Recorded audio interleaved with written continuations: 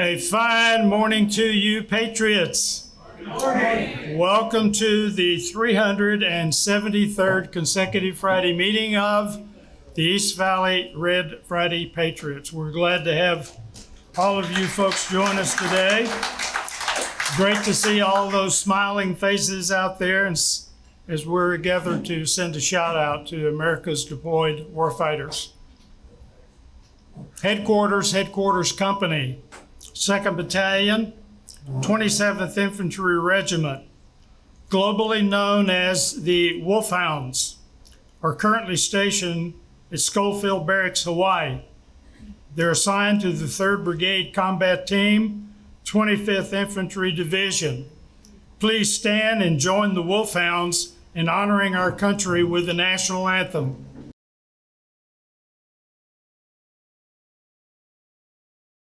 This past weekend, America lost 4 service members in the ongoing war on terror. 3 soldiers, 25-year-old First Lieutenant Tyler James Feehan of Hawaii, 19-year-old Private Isabella Gonzalez of Texas, and 28-year-old Sergeant Angel Rampersad of Ozone Park, New York, were killed in Jordan while defending against Iranian ballistic missile and drone attacks. In northern Iraq, 30-year-old Sergeant Michael Emmanuel Swinton of Fayetteville, North Carolina, was killed during a controlled detonation of unexploded ordnance from a downed Iranian one-way attack drone. Please join me in a moment of silent prayer for these American warfighters.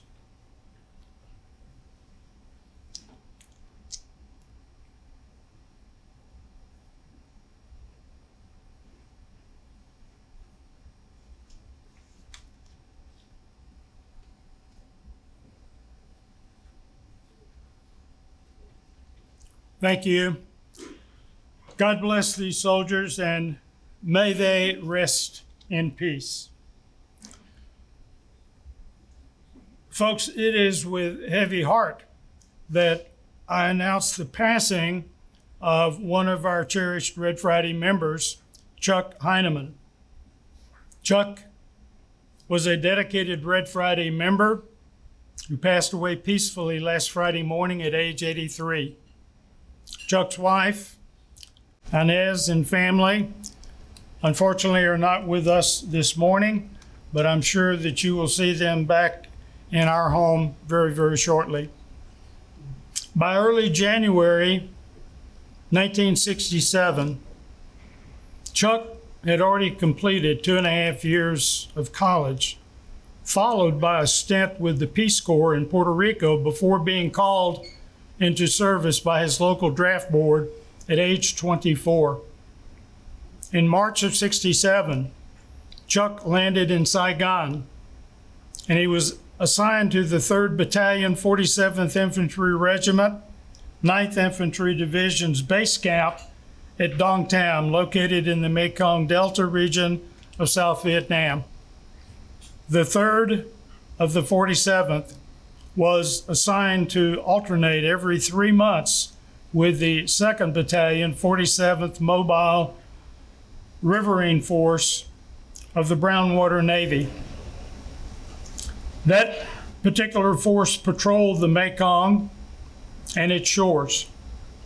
7 months into his tour of duty in Vietnam, Chuck stepped on a landmine that exploded, resulting in traumatic brain injury, injuries to his torso, and ultimately the amputation of his left leg.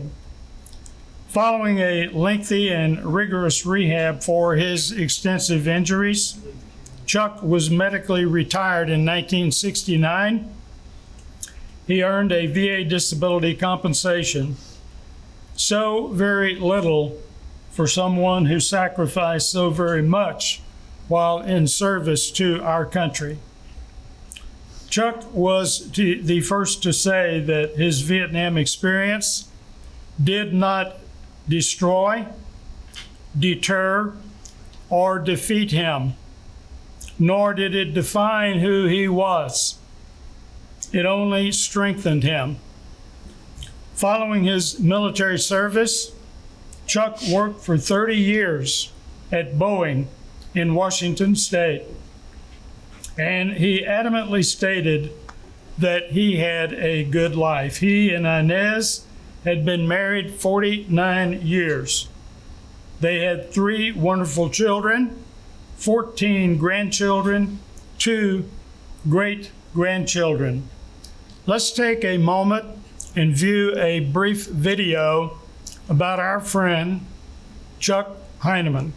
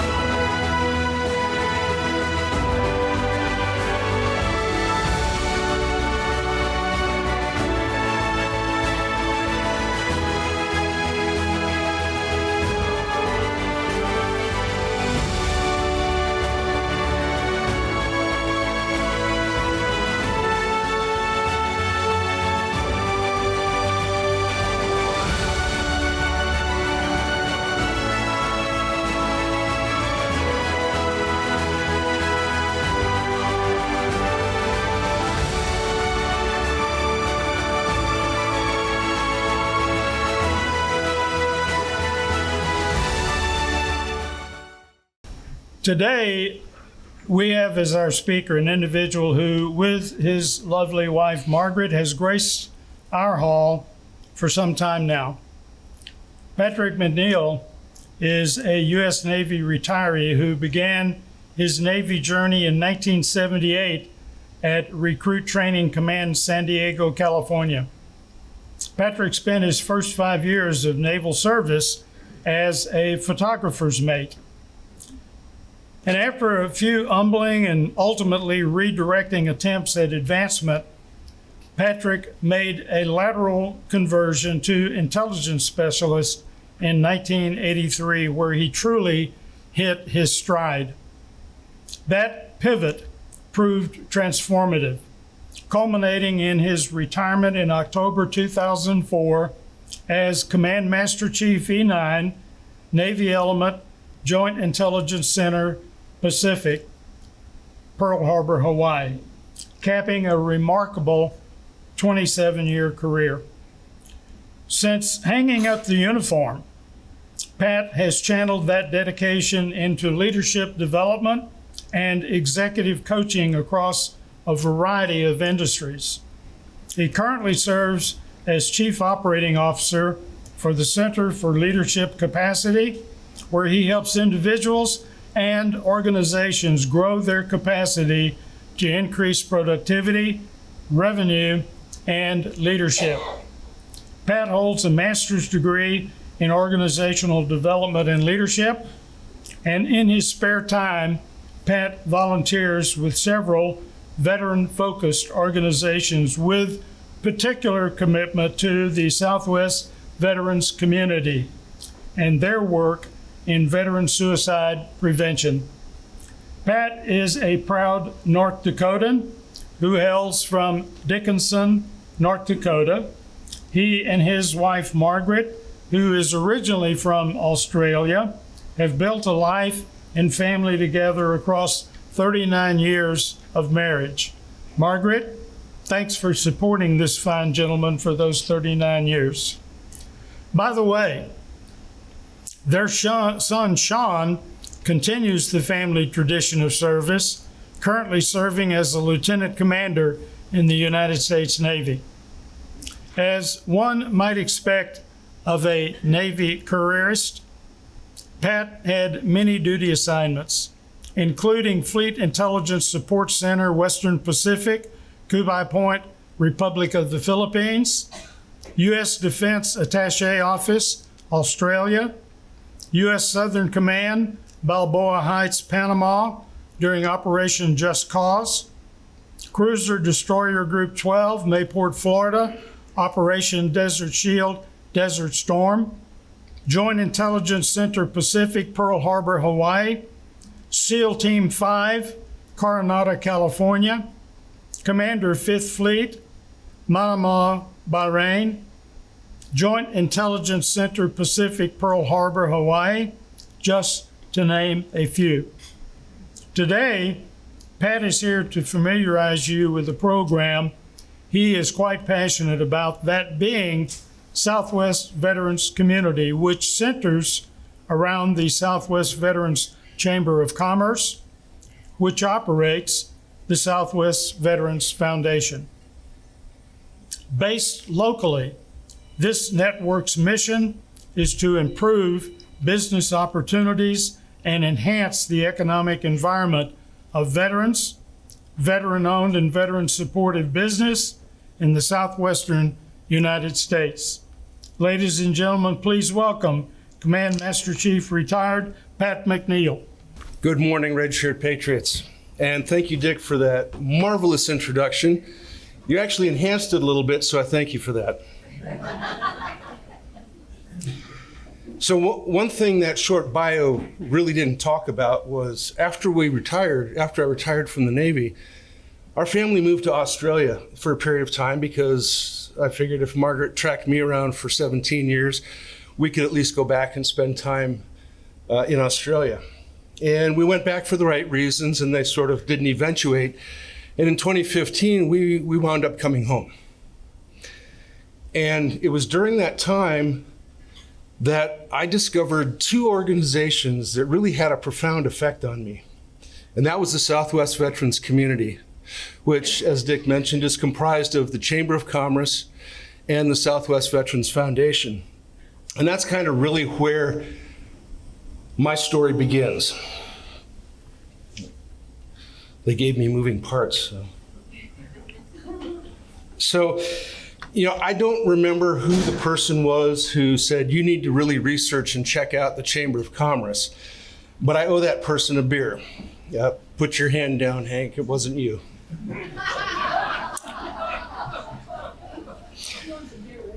But when I got to the Chamber, that's kind of where I really hit my stride, and I really started figuring out what my it was.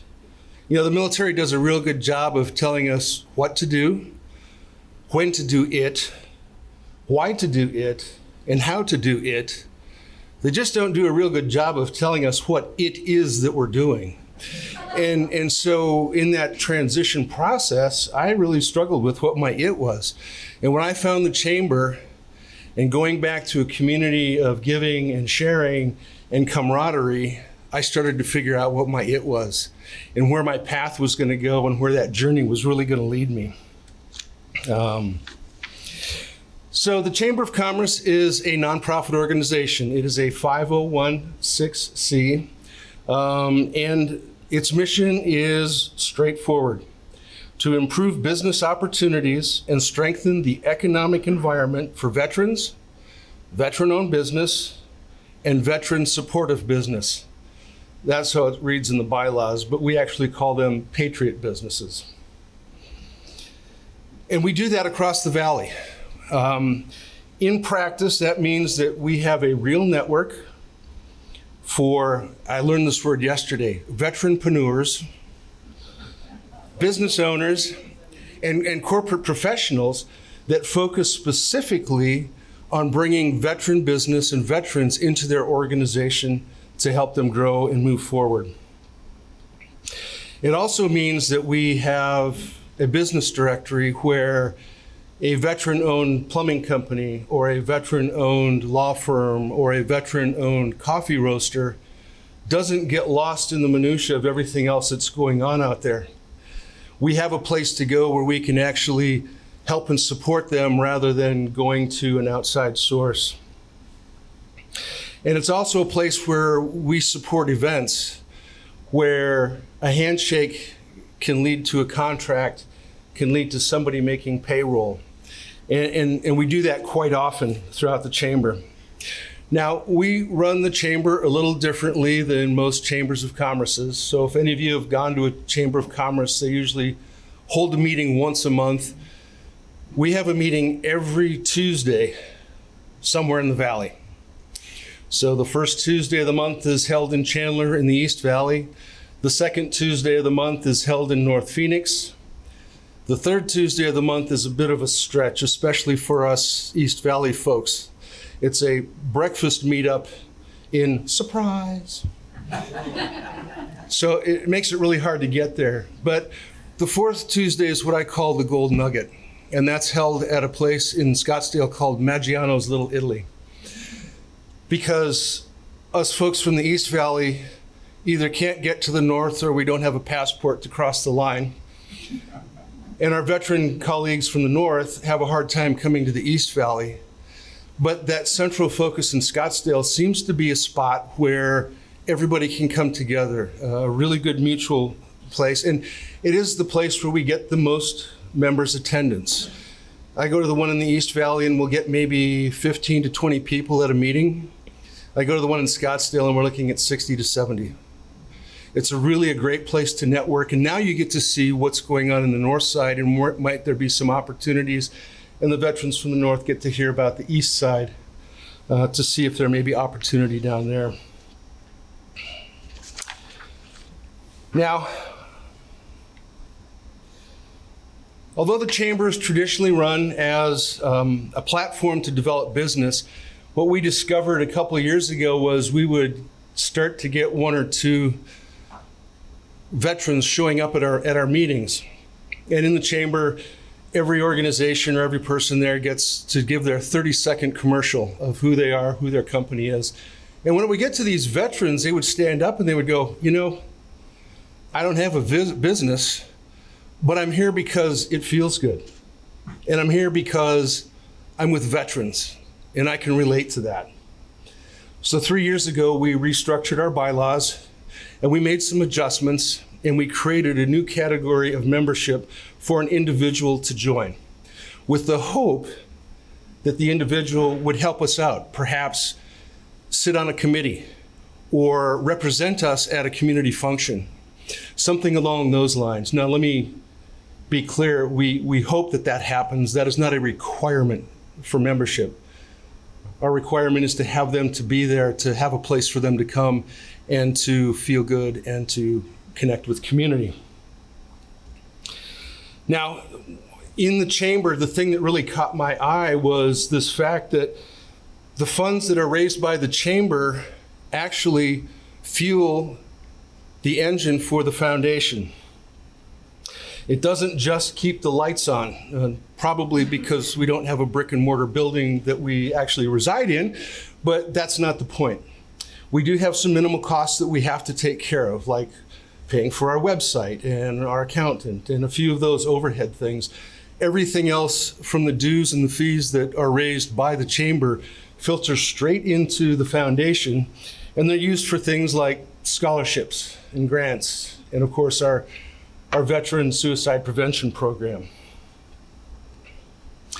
So what a great segue into the foundation. Our foundation is a 501c3, so we're a nonprofit. Anybody who donates to the 501c3 can then use that as a tax consideration because we are a 501c3. And our whole purpose is to support veterans and their families and the organizations who serve the veterans and their families. A couple years ago, we earned this thing. There's a national organization that looks at and kind of rates nonprofits, and we achieved the Silver Seal of Transparency from this organization.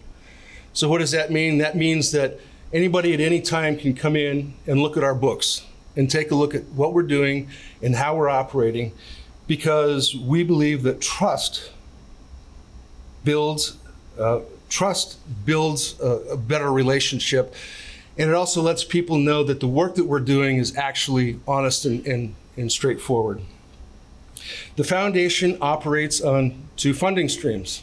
As I mentioned, the Chamber of Commerce dues are one source of funding. And the second one is our Patriots Ball.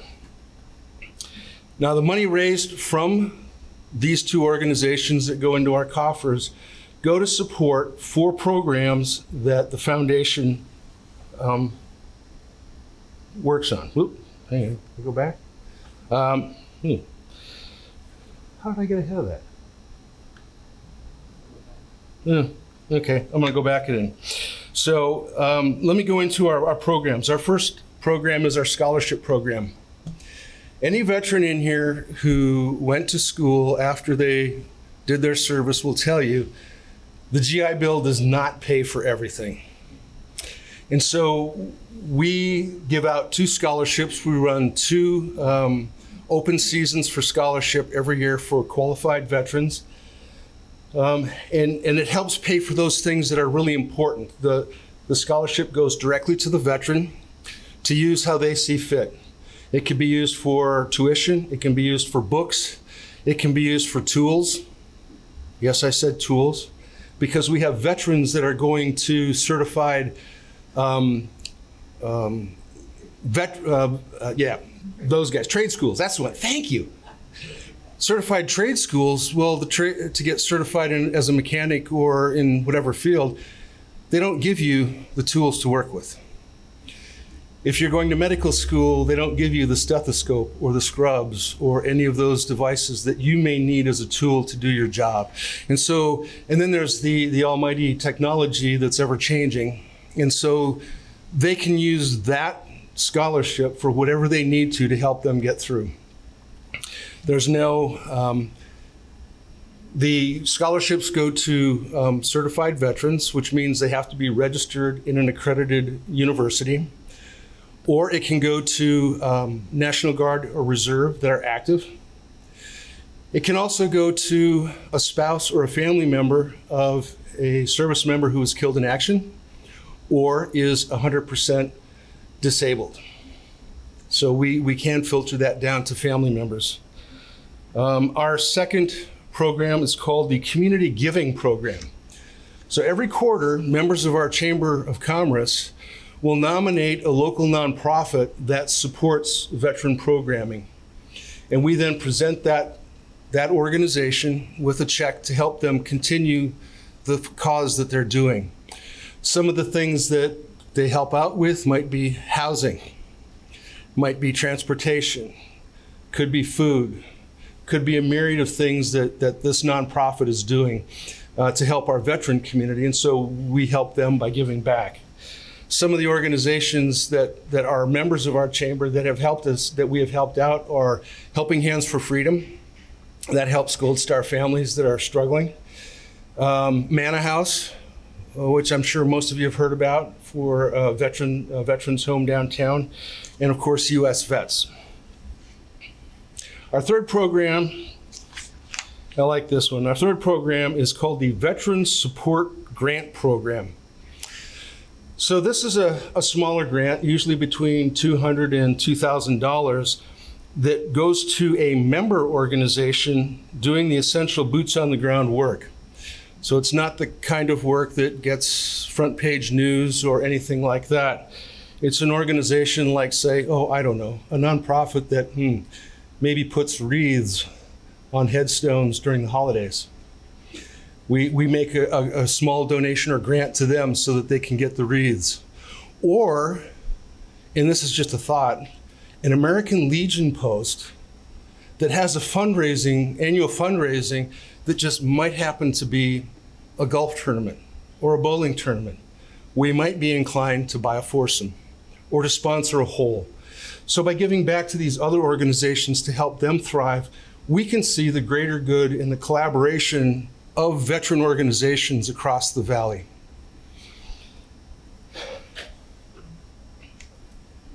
And our last program, of course, is our veteran suicide prevention. And I'm going to read this one because it's very important, I think, to get the numbers and the figures. The VA's most recent National Veteran Suicide Prevention Annual Report tells us that in 2023, 6,398 veterans took their own lives. That's an average of 17.5 veterans per day. The number that stopped me was when I read and found out that 61% of them were not receiving veterans benefits. They were not on anybody's data system. They were not as a point of interest. They were our neighbors. They were our coworkers. They were people that might be sitting next to you that don't look like there's anything wrong with them. The chamber alone lost 2 members in the last 3 years, 26 and 28 years old. Here in Arizona, the picture is worse than the national numbers. We have consistently ranked among the highest states in the country for veteran suicide. And our veterans are roughly 3 times more likely to die this way than the general public. It hits our youngest veterans between 18 and 34, the hardest of all. When I got involved with the foundation about 6 years ago, Arizona had the 5th highest rate of veteran suicide in the nation. When I checked the numbers a couple of months ago, we are now the 10th highest.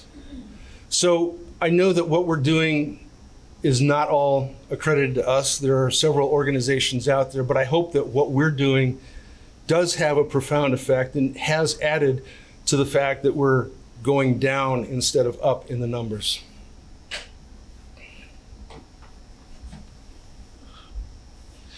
Not genuflecting, not genuflecting. So I'm telling you this because the foundation made an intentional choice a couple of years ago to make veteran suicide prevention our primary and signature program. We fund a dedicated suicide prevention grant program, all donations and everything that goes into that. None of it goes to pay for overhead or costs. It goes directly into the system.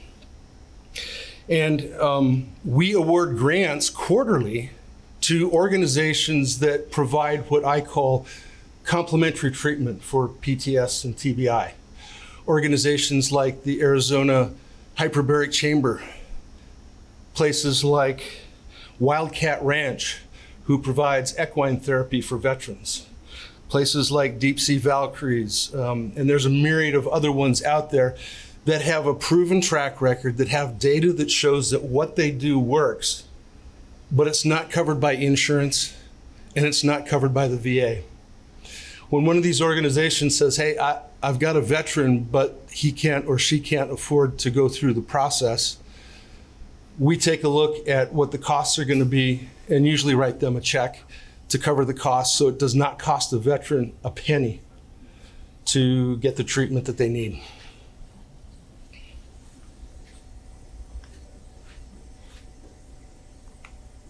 Okay. So I want to give you something directly now that matters, and that's if you or a veteran you love is struggling. The numbers on the board up here, I hope you can see them, are the 988 number, and press 1. And that's to the suicide hotline or the mental health hotline at the VA. Or you can text 838-255, or you can go to the veteranscrisisline.net. This is a free program that's out there. And I would suggest putting it into your phone. It might not be something that you use, but you may come across somebody that does need it. And now you have it at the ready so that you can help them out when that situation arises.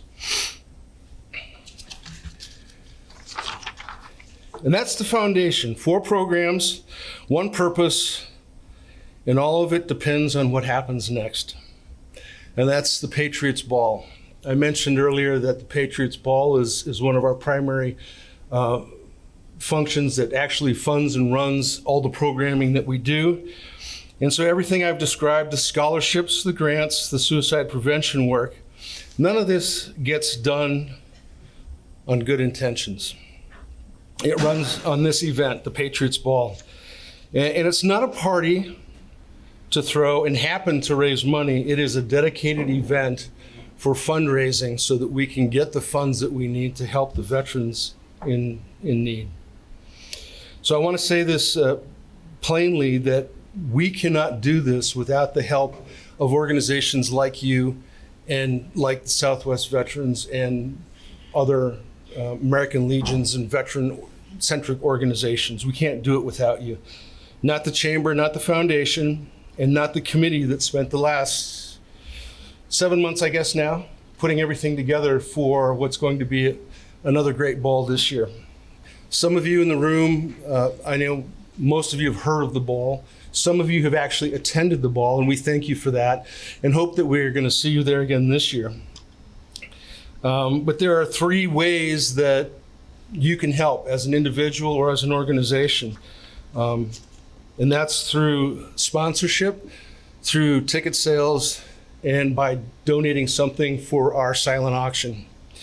So on sponsorship, we've been very fortunate. We've been doing the ball now. This is our 11th year for the ball. And for the first 10 years, our main sponsor has been SRP. And they have been a fabulous sponsor. Last year, they told us before the 10th anniversary that it was going to be their last year with sponsoring the ball, not sponsoring other events for us, but for sponsoring the ball. And we were a little bit concerned, and it just so happened the day after they told us they were no longer going to be our premier sponsor, we got a phone call from USAA that says, hey, we want to get involved. How can we help you? So USAA is going to be our presenting sponsor moving forward, and that presenting sponsorship fee is $20,000. Our title sponsor we had last year was, I don't know, any golfers in the room heard of this thing called Golf Pro up in Phoenix? They supported us, and it was an unexpected gift. They said they were going to give us a grant for $5,000, and we opened up the letter and we had a check for $14,000. So we made them our title sponsor for last year.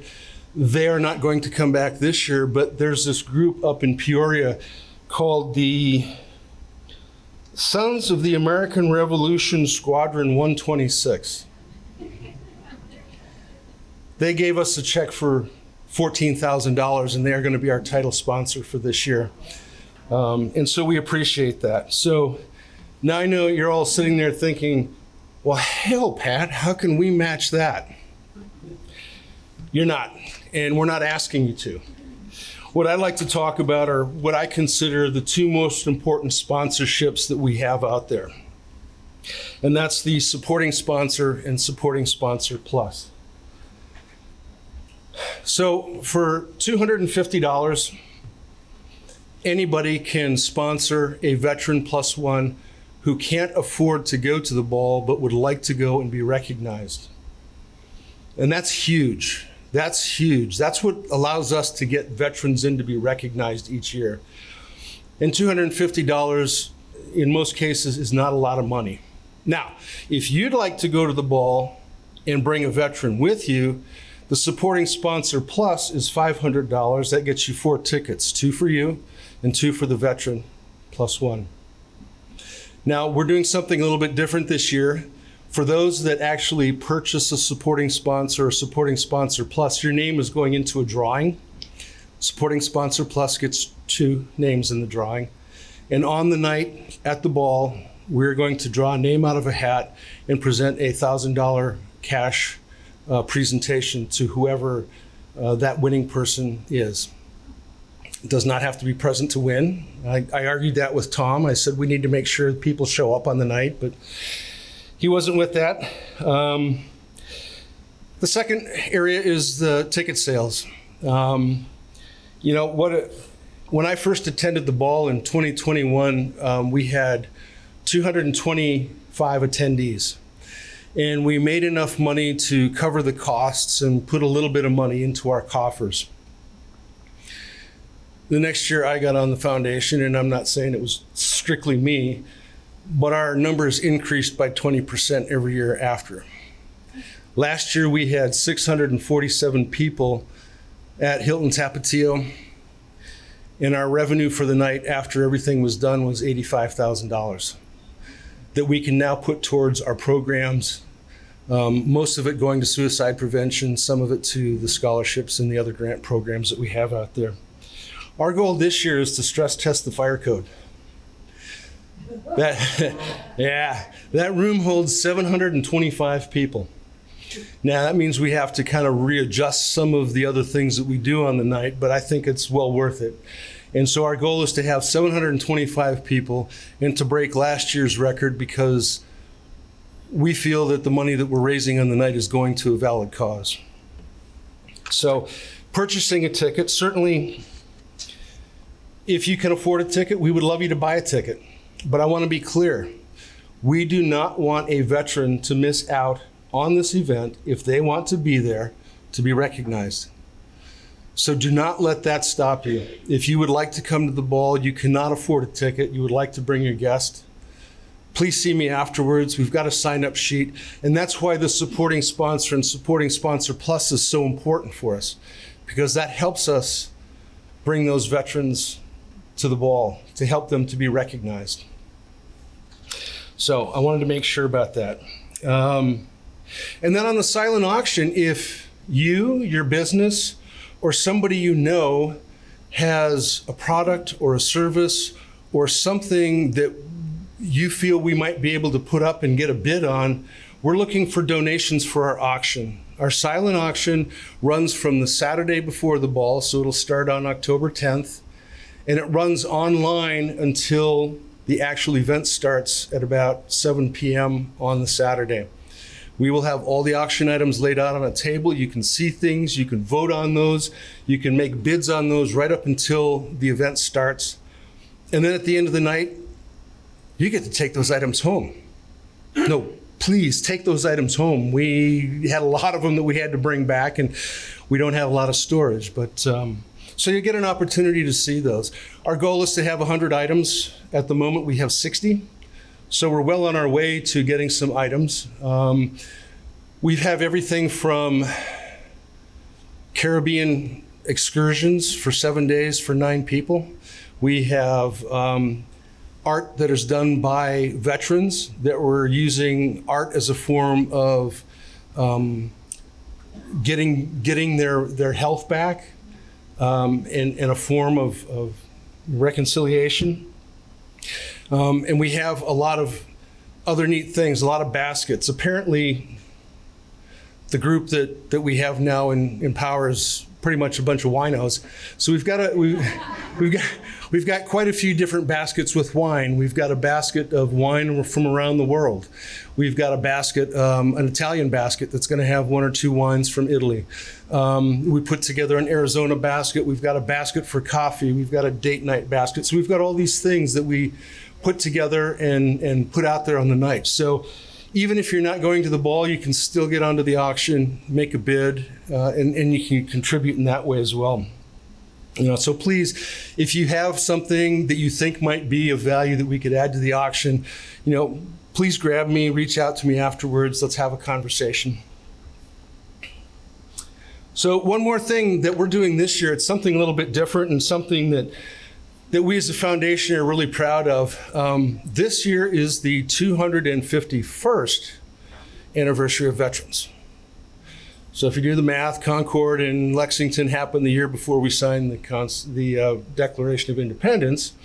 And so what we would like to do this year is invite any World War II or Korean veteran who wants to come to the ball to be our guest.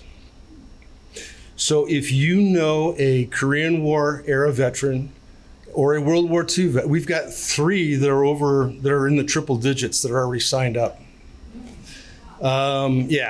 It's pretty cool. And so if you know of anybody who would like to come, whether it's a father, grandfather, somebody from your church, somebody in your community who served during those times, please get with me. I've got a sign-up sheet over here, or you can grab me anytime between now and the ball, and we're quite happy to add them to the list and make sure that they have a seat at the table. Because sitting across from somebody from that era, that window's closing rapidly, and you don't often get a chance to shake their hand, thank them for their service, listen to their stories, and be able to carry on the traditions of their history and bringing that into it. So that's one of the things that we're doing this year that we haven't really done in the past, and we like to do that. So and so, before I close here,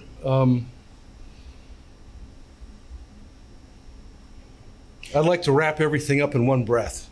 Let me rephrase that. I'm going to try to wrap everything up in one breath. So here's the whole thing. The Chamber builds the network, the foundation, turns it into scholarships, grants, and fight against veteran suicide. And the Patriots Ball pays for everything. So if there's anybody with oxygen willing to share, please, I'm here.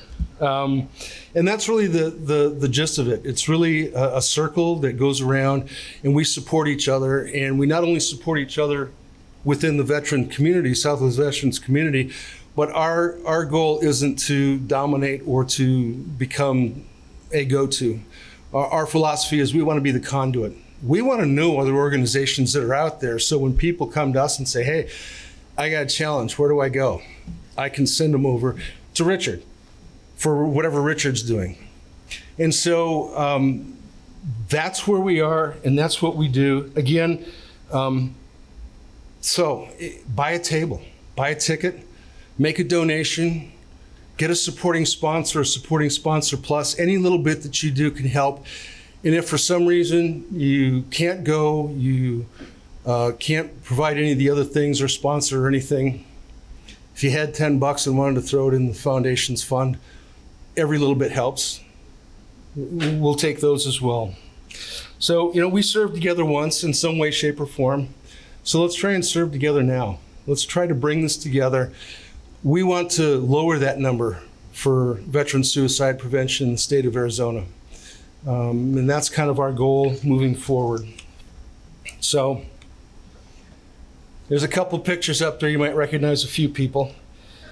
I will be around after today's meeting. I've got information and flyers and sign-up sheets for anybody that's interested. And certainly, you see me here just about every Friday. Please grab me, and if you want to learn more about it or have a conversation around the ball or the chamber or anything else that we're doing to help support the local veterans community, by all means, just grab me. I'm pretty easy. My wife says I talk too much anyway, so you get a lot out of that. So.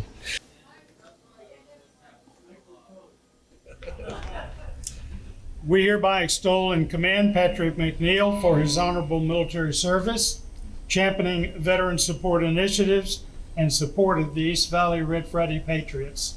Thank you. Thanks, sir. Appreciate it.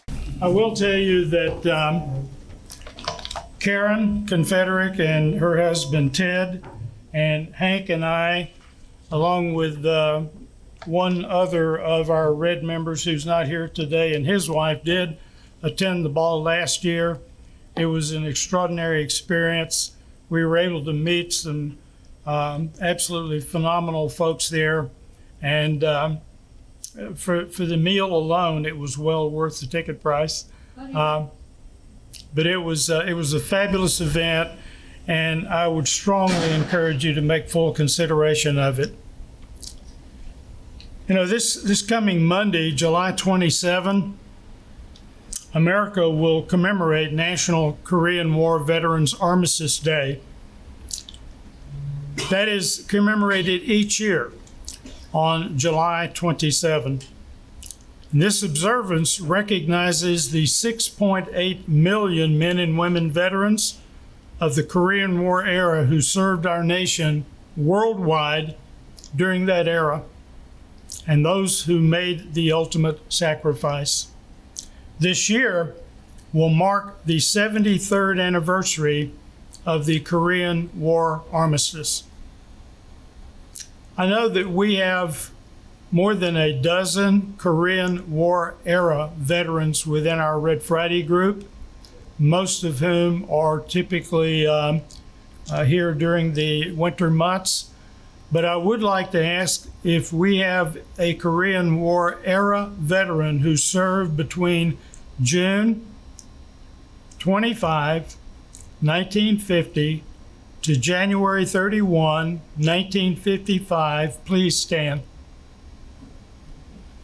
Anyone who served between June 25, 1950 to January 31, 1955, please stand.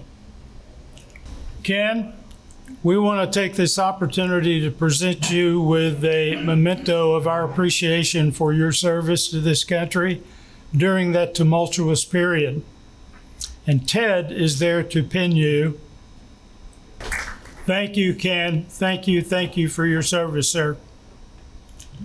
You know, as stated, the period considered the Korean War era is generally June 25, 1950 to January 31, 1955. And while the actual fighting concluded with an armistice on July 27, 1953, the broader period encompassing the war and its aftermath, including repatriation, extends to January 31, 1955. Per the United States Department of Veterans Affairs, fewer than 450,000 Korean War era veterans are alive today, and by 2030, the aging Korean War veteran population is projected to fall below 150,000. The median age for Korean War veterans today is 94. They make up about 3% of all living U.S. veterans.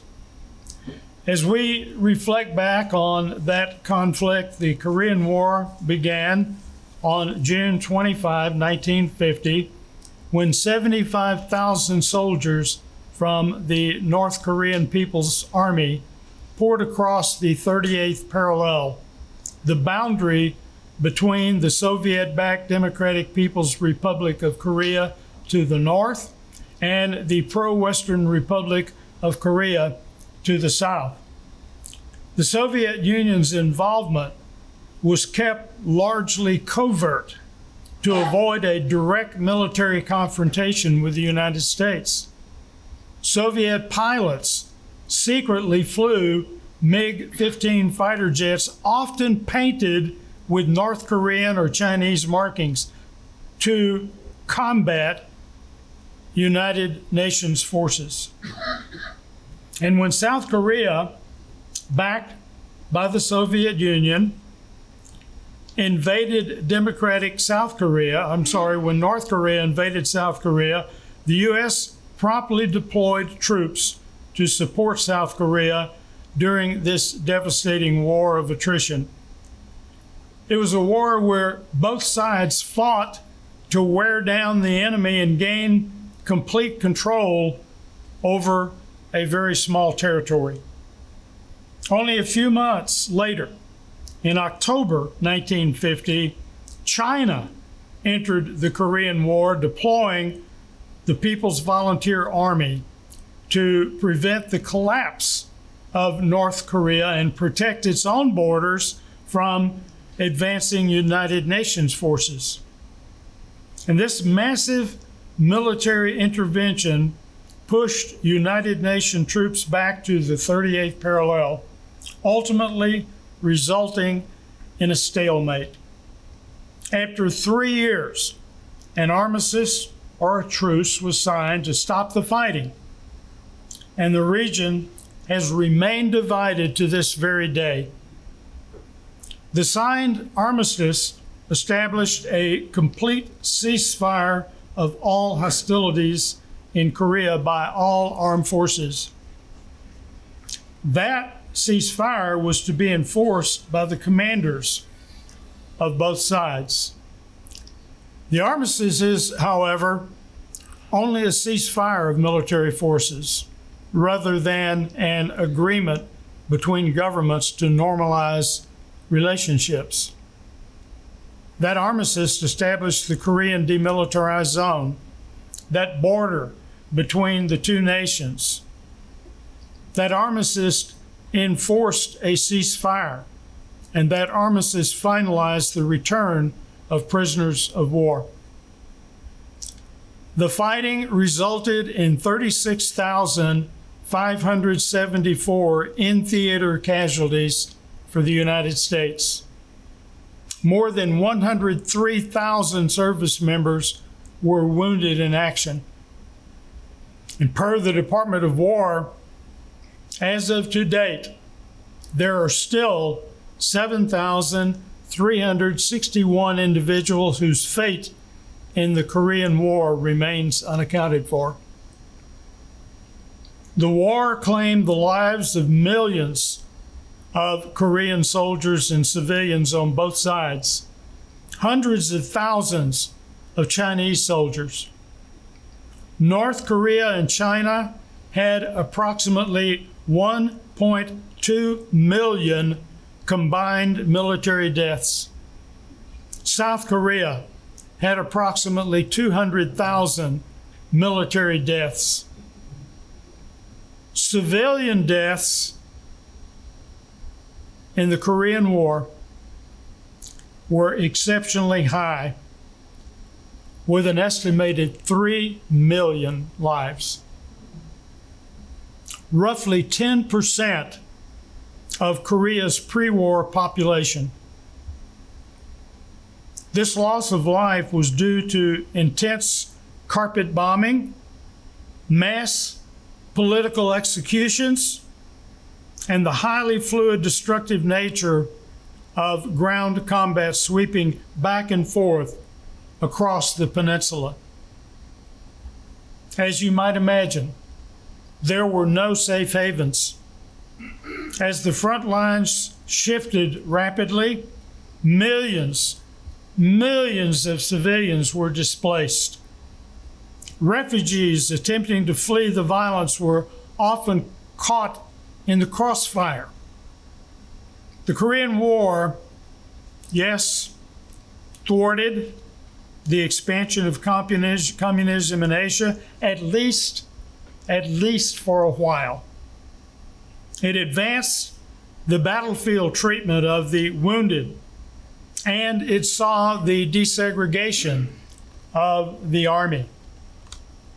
In the Korean War, the role of helicopters used by U.S. Armed Forces was greatly expanded from that of World War II. Helicopters were used for medical evacuations, troop transport, and resupply missions.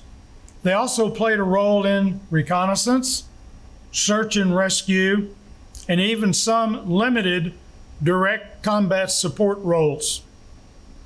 In fact, the Korean War marked a very significant turning point in the use of helicopters. It showcased their versatility and their ability to operate in very challenging terrain. From that war, the Republic of Korea emerged as a vibrant democracy. It's an economic giant in Asia, and it's a strong, independent, and respected voice among nations. Through the war, many lives were claimed. There were some benefits, however, including the advancement in technology and medicine, which were made during that 37-month conflict. Technology advancements included the introduction of jet-on-jet combat and advancements in radar and night vision technologies. Military medical advancements that emerged from the war primarily focused on improving the speed and effectiveness of care for battlefield casualties. Key innovations included the introduction of Mobile Army Surgical Hospitals, MASH, helicopter evacuation, and advancements in blood transfusion techniques and antibiotic treatments. These advancements significantly reduced mortality rates among treated soldiers. So this anniversary marks the end of a war, but it also commemorates the beginning of a long and prosperous peace. And in 7 decades since, the Republic of Korea has become one of the world's largest economies and one of America's closest allies. Together, we have built a partnership that remains a bedrock of stability throughout the Pacific. And that legacy belongs to the service members who served and fought for freedom 73 years ago, and the men and women who preserve it today. Each year, on 27 July, National Korean War Veterans Armistice Day provides us a moment for reflection on the service and sacrifices of Americans during this conflict, regardless of where they served or in what capacity. On July 27, our nation pauses to remember not only the troops who hit the beaches when communist forces were pressing south, who pushed back and fought their way through hard, mountainous terrain and bitter cold, but those service members who maintained defense of the homeland and served American interests in many countries around the world as well. We remember ordinary men and women who showed extraordinary courage through 3 long years of war and the repatriation that followed. God bless our Korean War veterans. Let us never forget their sacrifice for our great nation.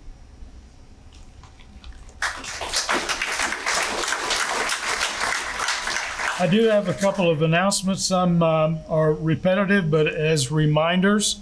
The Arizona Veterans Honor Tour Christmas in July is still ongoing, and it will go through the end of the month of July, 31 July. So I encourage you, if you've not done so already, go online, take a look at those items that you might be able to bid on for an upcoming gift for a loved one. Also, as I have highlighted, we have a plethora of guest speakers that are scheduled over the next 8 weeks. One of those that is forthcoming is Diana Mall Halstead. She will be scheduled to speak on August 14. Diana is a military historian, and she's also the author of 2 books, one titled Writings and Interpretations from the Barbed Wire Hotel. It's the story captured from the diary of Diana's father, who logged his daily experiences as a prisoner of war in World War II. It's a fascinating read. Now, Diana will be flying in at her own expense from out of state to address our group on the 14th. And she will also be able to, if you so desire, bring copies of her book if you would like to purchase them directly from her. Otherwise, you can go online to Amazon and you can purchase the book for the same price, $25 per copy. If you want to order from Diana to have her bring in some books, Nancy will need to take the money today, get your name and the money so that she can elevate that to Diana. This will be the last week we can take orders directly for her. To our guests today, which we have only a few that have returned for the second or third time. We have no first-time guests today. Thank you for your return visits. We appreciate you very much. As a final reminder, let us not overlook the importance of this Red Friday mission to keep our deployed service members in our thoughts and prayers, and to continue to demonstrate our support for these fine men and women. And please, please keep in mind that it is patriotism that unites us. Enjoy your weekend.